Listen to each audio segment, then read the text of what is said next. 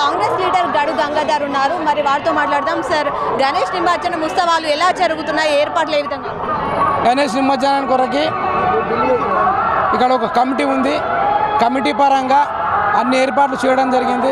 అదేవిధంగా అధికారులు కూడా ఏర్పాటు చేశారు చక్కగా. ఎక్కడ ఇబ్బందులు లేకుండా తాగునీటి సమస్య కానీ, రోడ్ క్లియరెన్స్ కానీ, ఈ రోడ్లు ఎక్కడెక్కడ ఏమైనా ఇబ్బంది మున్సిపాలిటీ మరి అదేవిధంగా నూడా కోఆర్డినేషన్తో కమిటీ చైర్మన్ గారు మేమందరం తిరగడము, తద్వారా ఎక్కడెక్కడ ఏ సమస్యలు అవన్నీ సమస్య ఎత్తకుండా అన్ని ఏర్పాట్లు చేయడం జరిగింది. ఈ దుబ్బ ప్రాంతం నుండి స్టార్ట్ అయ్యే ఈ యొక్క కార్యక్రమాన్ని గణేష్ బావి నిమజ్జనం వరకు కూడా ఈ రోడ్లని క్లియర్ చేయడం జరిగింది. మరి వచ్చే భక్తులు చాలా పెద్ద మొత్తంలో భక్తులు వస్తారు. ఇది చాలా పవిత్రమైన కార్యక్రమం. ఈ యొక్క కార్యక్రమంలో అందరు హిందూస్ కలిసి కార్యక్రమంలో భాగంగా పాల్గొంటారు. హిందూసే కాకుండా ఐక్యంగా మైనార్టీస్ కానివ్వండి ఇంకితర అందరూ వచ్చి పాల్గొని ఈ కార్యక్రమాన్ని విజయంతం చేస్తారు.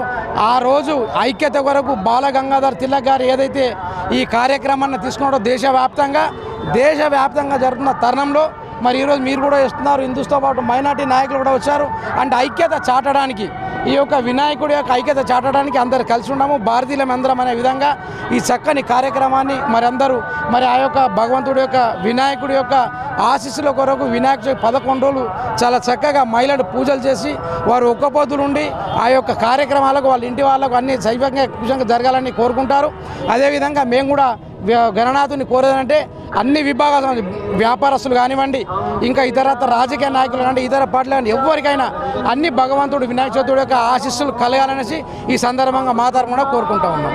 ముఖ్యంగా రైతాంగానికి అన్ని విధాల భగవంతుడు ఆశీర్వాదించాలి. వారికి ఎక్కడ కష్టాలు లేకుండా రైతులు క్షేమంగా ఉంటేనే మరి అంతా దేశం నుండి ప్రజలంతా క్షేమంగా ఉంటారు కనుక రైతాంగాన్ని భగవంతుడు కాపాడని గణనాథుని ఈ సందర్భంగా కోరుతా ఉన్నాం.